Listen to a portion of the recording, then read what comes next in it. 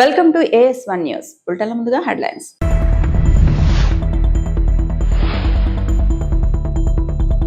AP అగ్నిమాపక శాఖకు 58 అధునాతన వాహనాలు ప్రారంభించిన సీఎం చంద్రబాబు.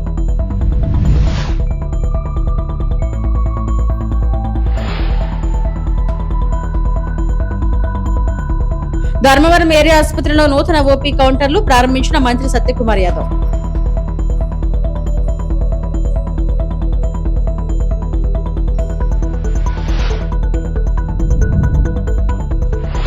రాజమండ్రి డాక్టర్ ప్రియాంక మృతి ఘటనపై రాజకీయ దుమారం. పేర్ని నాని తీవ్ర ఆరోపణలు.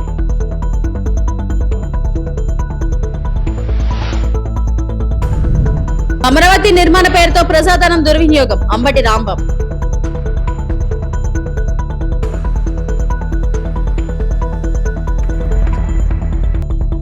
అగ్నిమాపక శాఖలోని మరిన్ని ఆధునిక వాహనాలు అందుబాటులోకి వచ్చాయి. అమరావతిలోని సీడ్ యాక్సెస్ రోడ్డు వద్ద 58 అధునాతన అగ్నిమాపక వాహనాలను ముఖ్యమంత్రి చంద్రబాబు జెండా ఊపి ప్రారంభించారు. ఇందులో 20 వాటర్ బ్రౌజర్లు, 25 అధునాతన ఫైర్ ఫైటింగ్ వాహనాలు, 13 quick response multipurpose fire fighting వాహనాలు ఉన్నాయి. ఈ కార్యక్రమంలో హోంమంత్రి అనిత, అగ్నిమాపక శాఖ డీజీ వెంకటరమణ అధికారులు పాల్గొన్నారు.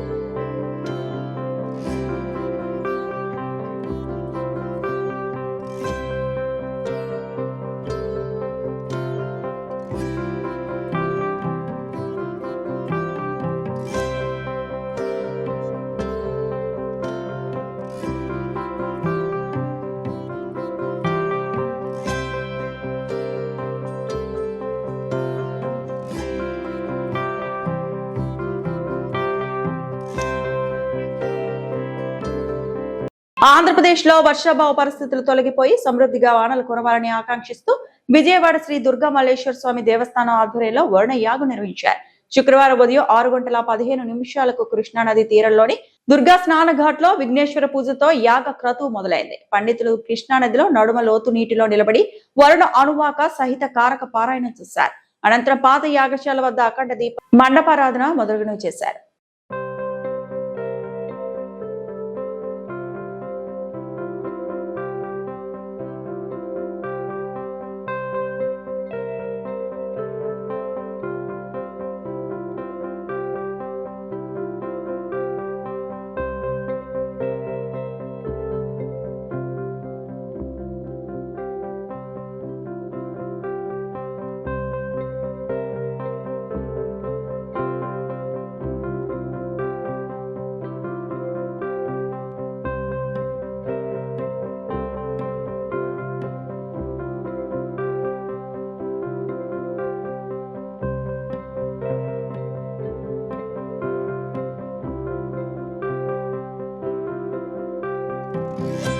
స్వాతంత్ర దినోత్సవ వేడుకలు పురస్కరించుకొని తణుకులో నిర్వహించిన హర్ఘర్ తిరంగా యాత్రలో పట్టణ ప్రజలు, విద్యార్థులు, వ్యాపారులు పెద్ద సంఖ్యలో పాల్గొన్నారు.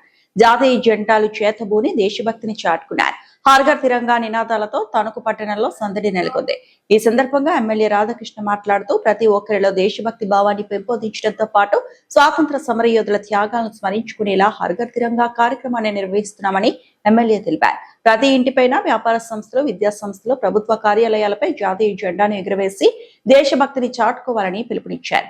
80వ స్వాతంత్ర దినోత్సవ వేడుకలను పురస్కరించుకొని ప్రతి ఒక్కరూ ఒక మొక్కను నాటి పర్యావరణ పరిరక్షణకు కృషి చేయాలని ఎమ్మెల్యే కోరారు. భవిష్యత్ తరాలకు ఆరోగ్యకరమైన వాతావరణాన్ని అందించేందుకు హరిత వాతావరణాన్ని పెంపొందించాల్సిన బాధ్యత ప్రతి ఒక్కరిపై ఉందన్నారు. 80వ స్వాతంత్ర దినోత్సవ వేడుకలను పురస్కరించుకొని ప్రతి ఒక్కరిలోనూ కూడా దేశభక్తి పెంపొందించే విధంగా రాష్ట్ర వ్యాప్తంగా గౌరవ ముఖ్యమంత్రి నారా చంద్రబాబు నాయుడు గారు, ఉప ముఖ్యమంత్రి వర్యులు పవన్ కళ్యాణ్ గారు, యువ నాయకులు ఐటీ విద్యాశాఖ మంత్రులు నారా లోకేష్ గారు, ప్రధానమంత్రి నరేంద్ర మోడీ గారి నాయకత్వంలో దేశవ్యాప్తంగా ఈరోజు స్వాతంత్ర దినోత్సవ వేడుకలను ఎంతో ఘనంగా చేసుకుంటున్నాం. దానిలో భాగంగా ఈరోజు రాష్ట్ర వ్యాప్తంగా కూడా ప్రతి ఒక్కరూ కూడా మన దేశ భక్తిని చాటుకునే విధంగా స్వాతంత్ర వేడుకల్ని ఘనంగా చేసుకోవడంతో పాటుగా ప్రతి ఇంటికి కూడా, ప్రతి ఇంటిలోనూ కూడా స్వాతంత్ర దినోత్సవ వేడుకలు ఘనంగా చేసుకుని ఎవరైతే ఈరోజు స్వాతంత్రం కోసం పోరాడినటువంటి వ్యక్తులు కానీ, అదేవిధంగా స్వాతంత్ర సమరయోధులు ఈరోజు అనేక మంది ఈ దేశం కోసం పోరాడి ప్రాణత్యాగం చేసినటువంటి వ్యక్తులను స్మరించుకుంటూ ఈరోజు భారతదేశం గౌరవ ప్రధానమంత్రి నరేంద్ర మోడీ గారి నాయకత్వంలో ఏ విధంగా అభివృద్ధి చెందుతూ ప్రపంచ దేశాలలో ఒక ప్రత్యేకమైనటువంటి స్థానాన్ని ఏర్పరచుకుంటుందో అవన్నీ కూడా మనలో ఒక దేశభక్తి ఇంకా పెరిగే విధంగా ఈ వేడుకలు నిర్వహించుకోవడం జరుగుతుంది. దానిలో భాగంగా ఈరోజు ప్రతి ఒక్కరూ కూడా ఈ తిరంగా యాత్రని ఘనంగా నిర్వహించుకునే విధంగా మన తణుకు పట్టణంలో అసెంబ్లీ సమావేశాలు ప్రారంభమవుతున్న నేపథ్యంలో డిఎస్సి అక్రమాల నుంచి ప్రజల దృష్టిని మళ్లించేందుకే చంద్రబాబు కూటమి 2018లో జరిగిన గ్రూప్ 1 నియామకాలపై విషయం చిమ్ముతోందని వైఎస్ఆర్సీపీ అధికార ప్రతినిధి Yanamala Nagarjuna Yadav, party state youth empowerment cell convenor Salambabu ధ్వజమెత్తారు. వారు గురువారం తాడేపల్లిలోని వైఎస్ఆర్సీపీ కేంద్ర కార్యాలయంలో మీడియాతో మాట్లాడారు. సిట్ నివేదికను అడ్డుపెట్టుకుని చంద్రబాబు కూటమి యువత ఆశలపై విషం చిమ్మే ప్రయత్నం చేస్తుందని నాగార్జున యాదవ్ అన్నారు.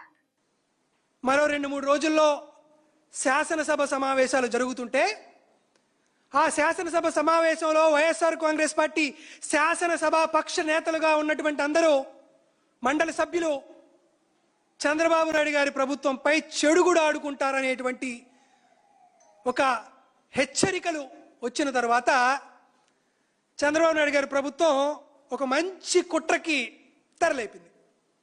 ఎప్పుడో 2018 నోటిఫికేషన్లో వచ్చినటువంటి గ్రూప్ 1 నియామకాల్లో అరాచకం జరిగిపోయింది.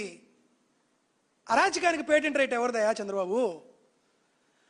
అరాచకానికి, అక్షర వ్యభిచారానికి పేటెంట్ రైట్ ఏమన్నా ఉందంటే అది చంద్రబాబు నాయుడు గారికి, చంద్రబాబు నాయుడు గారి పెంపుడు పత్రికలైనటువంటి ఈనాడుకి, ఆంధ్రజ్యోతికి.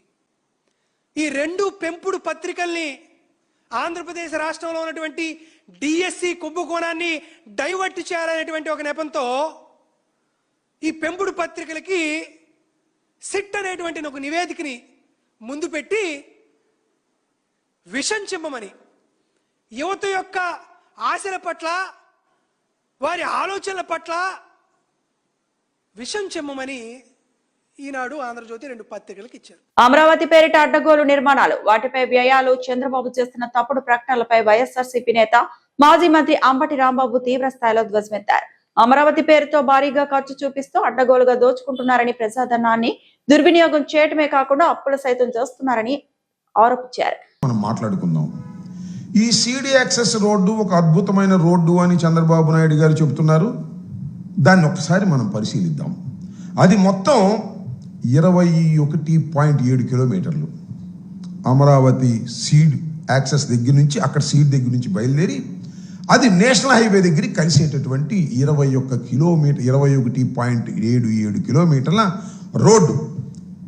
దీనికి చంద్రబాబు నాయుడు గారు ఎంత ఖర్చు పెడుతున్నాడో తెలుసా మీకు? 21.77 కిలోమీటర్లకి ఆయన ఖర్చు పెడుతుంది 1,519 కోట్ల రూపాయలు. 1,519 కోట్ల రూపాయలు ఆయన ఖర్చు పెడుతున్నాడు. కేవలం 21.77 కిలోమీటర్లకి. ఎక్కడైనా ఉందా ఇది? ఎప్పుడైనా చూశారా? ఈ దేశంలోనే కాదు, ఏ దేశంలో అయినా ఇంత ఖర్చు పెట్టడం చూశారా అని అడుగుతా ఉన్నా. దానిలో 3 దశలు అన్నారు.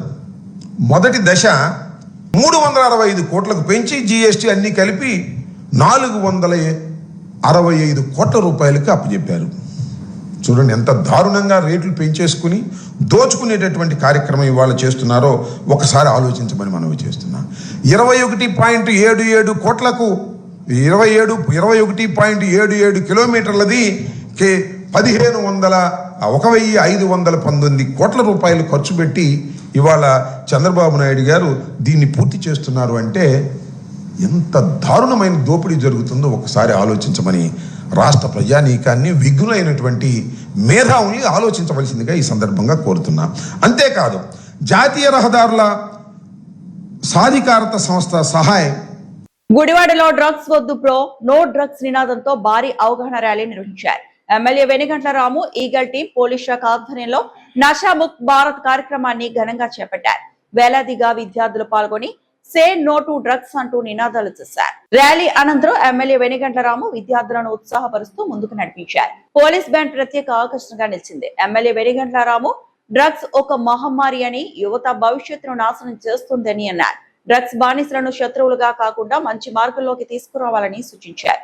నో డ్రగ్స్ నినాదం ప్రతి ఒక్కరి ప్రతిజ్ఞ కావాలని పిలుపునిచ్చారు.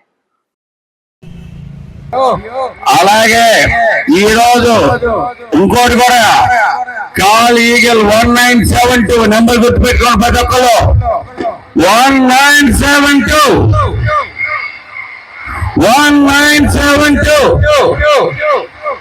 వీళ్ళందరూ పెద్దలు అయిపోయారా లేకపోతే చిన్నలు అయిపోయారా? ఇక్కడ నుంచి సౌండ్ రాట్లా. 1972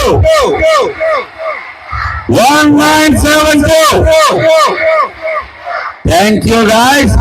మరి మన తొందరలో సరస్వతి నమస్తుభ్యం. తెలంగాణలో బీసీ మహిళలను ఆర్థికంగా బలోపేతం చేసే లక్ష్యంతో ఉచిత కుట్టు మిషన్లు పంపిణీ కార్యక్రమాన్ని మంత్రి పొన్నం ప్రభాకర్ గురువారం సచివాలయంలో ప్రారంభించారు. సీఎం రేవంత్ రెడ్డి నాయకత్వంలో బీసీ మహిళల స్వయం ఉపాధికి ప్రభుత్వం ప్రాధాన్యత ఇస్తుందని, 100% సబ్సిడీపై ఆటోమేటిక్ కుట్టు మిషన్లు అందించి వారిని పారిశ్రామికవేత్తలుగా తీర్చిదిద్దడమే లక్ష్యమని ఆయన పేర్కొన్నారు. రాష్ట్ర వ్యాప్తంగా 1,19,000 కుట్టు మిషన్లు పంపిణీ చేయనున్నారు. ఒక్కో మిషన్ విలువ 12,000. అర్హులైన బీసీ మహిళల నుంచి ఆగస్టు 15 నుంచి సెప్టెంబర్ 15 వరకు దరఖాస్తులు స్వీకరిస్తారు. మహిళలకు నియోజకవర్గానికి మొదటి దశలో 1000 చొప్పున 119 నియోజకవర్గాలకు 1,19,000 కుట్టు మిషన్లను 100% ఉచితంగా ఇవ్వాలనే దాని మీద నిర్ణయం తీసుకొని అందుకు సంబంధించినటువంటి ప్రక్రియను, అప్లికేషన్ల ప్రక్రియను ప్రారంభిస్తాను. ఇవన్నీ కూడా ఆన్లైన్లో అప్లికేషన్లు పెట్టుకునే విధంగా ఆగస్టు 15 నుంచి సెప్టెంబర్ 15 వరకు అప్లికేషన్ల ప్రక్రియ కొనసాగుతుంది. దాని తదుపరి ఎంపిక ప్రక్రియ వాళ్ళు ఉన్నటువంటి దానిలో స్థానికంగా అర్హత కలిగిన ట్రైనింగ్ పొందినటువంటి వాళ్ళతో పాటుగా కొంత మేరు కులస్తులకు వృత్తిపరంగా వాళ్లకు ప్రాధాన్యతనిస్తూ రాష్ట్ర వ్యాప్తంగా బీసీ మహిళలందరినీ కూడా ఆర్థిక స్వావలంబన రావాలని, ముఖ్యంగా మహిళల కోసం మా ప్రభుత్వం ఇప్పటికే ఒకవైపు బస్ ఛార్జర్, ఆర్టీసీ బస్సులో ప్రయాణం ఉచితంగా చేసే అవకాశం, బస్సులకు యజమానులుగా మార్చడం, సోలార్ వారికి సోలార్ ప్లాంట్లను పెట్టుకునే విధంగా ఇవ్వడం, దాంతోపాటు పెట్రోల్ బంకులు, ఈ విధంగా అనేక ఇందిరమ్మ క్యాంటీన్లతో పాటుగా మహిళల సాధికారికతకు సంబంధించిన అనేక రకాల కార్యక్రమాలు నిర్వహిస్తూ ఉంది. అందులో భాగంగా బ్యాక్వర్డ్ క్లాస్ వెల్ఫేర్ శాఖ తరఫున ప్రిన్సిపల్ సెక్రటరీ గారు బాలమాయిదేవి గారు, BC corporation MD Mallaiah Bhat గారు స్వయంగా దీని కొంత ఈ ప్రజల విజ్ఞప్తి మేరకు ఈ కార్యక్రమాన్ని రూపొందించి పశ్చిమ గోదావరి జిల్లా నర్సాపురంలో AP food commission chairman Vijay Pratap Reddy ఆకస్మిక తనిఖీలు నిర్వహించారు. ఏపీ సివిల్ సప్లై స్టాక్ పాయింట్లు, గురుకులం బాలికల రెసిడెన్షియల్ స్కూల్, అంగన్వాడీ కేంద్రాలు, జెడ్పీ హై స్కూల్లో తనిఖీలు నిర్వహించారు. విద్యార్థులకు అందుతున్న ఆహారంపై ఆరా తీశారు. స్టాక్ రిజిస్టర్లను పరిశీలించారు. సివిల్ సప్లై స్టాక్ పాయింట్లు, రేషన్ డీలర్లకు సక్రమంగా స్టాక్ అందించడం లేదన్న ఫిర్యాదుపై ఆయన సీరియస్ అయ్యారు. తక్షణం ఎమ్మెల్సీ పాయింట్ అధికారికి చార్జ్ మెమో ఇవ్వాలని ఆదేశించారు. గురుకుల పాఠశాల ఫలితాలు, విద్యార్థులకు అందజేస్తున్న ఆహారంపై ఆయన సంతృప్తి వ్యక్తం చేశారు. ZP high school head master పెద్దిరాజుని అభినందించారు. అనంతరం చైర్మన్ మాట్లాడుతూ కేంద్ర రాష్ట్ర ప్రభుత్వాలు అందిస్తున్న ఆహార పదార్థాల్లో అవినీతి జరిగితే సహించేదే లేదని హెచ్చరించారు. విద్యార్థులకు పౌష్టికరమైన ఆహారం హాస్టల్లో అందే విధంగా తాము నిరంతరం తనిఖీలు చేస్తున్నట్లు ఆయన చెప్పారు. ఈరోజు నేను మన భీమవరం జిల్లా సంబంధించి నర్సాపురంలోని మెయిన్ టౌన్లో, ఈ నియోజకవర్గం టౌన్లో కొన్ని అంగన్వాడీలు, కొన్ని రేషన్ షాప్స్, ఎంఎల్ఎస్ పాయింట్, కొన్ని హై స్కూల్స్, అలాగే కొన్ని హాస్టల్స్ కూడా చూడడం జరిగింది. దీంట్లో ముఖ్యంగా ఎంఎల్ఎస్ పాయింట్ నుంచి కొంచెము రైస్ సరిగా రావట్లేదు తూకం ప్రకారము. ఆ బయోమెట్రిక్ వేయడానికి పోతే కన్నా వాళ్ళు 1-2 రోజులు తిప్పుతా ఉన్నారు. ఎందుకంటే వాళ్ళు బయోమెట్రిక్ వేయించుకొని డైరెక్ట్ పంపించాలండి. కానీ అలా కాకుండా డైరెక్ట్ మూవ్మెంట్ జరుగుతూ ఉంది. అది ఎంఎల్ఎస్ పాయింట్ వాళ్ళు చేస్తున్న చిన్న పొరపాట్లు. అవన్నీ కూడా రెక్టిఫై చేసుకోమని ఒక ఛార్జ్ మేము ఇమ్మని చెప్పాము, ఎక్స్ప్లెనేషన్ ఇమ్మని అక్కడ పనిచేసే టెక్నికల్ అసిస్టెంట్ను. అలాగే డీలర్లు అందరూ కూడా ఇది సార్ మా ప్రాబ్లం అని చెప్పారు. తర్వాత 17 రూపాయలు తీసుకోవాలి చక్కెరకు ప్రతి ఒక్కరు కూడా, కానీ 20 తీసుకుంటా ఉన్నారు. ప్రజలు కూడా గమనించండి, ఖచ్చితంగా 17 రూపాయలు ఇవ్వండి. ఫోన్పే, వాళ్ళ ఫోన్పేని మేము వాళ్ళ క్యూఆర్ కోడ్ను స్టిక్ చేసి పెట్టమని చెప్పాము వాళ్ళ రేషన్ షాప్లలో. కాబట్టి మనము ఆల్మోస్ట్ ఆల్ ఒక 50-60% ఈ ఫోన్పేకి మనము క్యూఆర్ కోడ్ ద్వారా పంపించచ్చు 17 రూపాయలు. ఎందుకంటే అండి, రూపాయి, 2 రూపాయలు, 3 రూపాయలు అనేది కాదు, అదొక సిస్టమ్, అదొక గౌరవం. మనం 17 రూపాయలకు అమ్మాలనేది ఒక మ్యాండేటరీ. అట్లా కాకుండా ఎక్కువగా అమ్మడం అనేది తప్పు. అది అందరూ కూడా గమనించాలి. ఇంకా స్కూల్స్ విషయంలో హై స్కూల్కి వెళ్ళాము.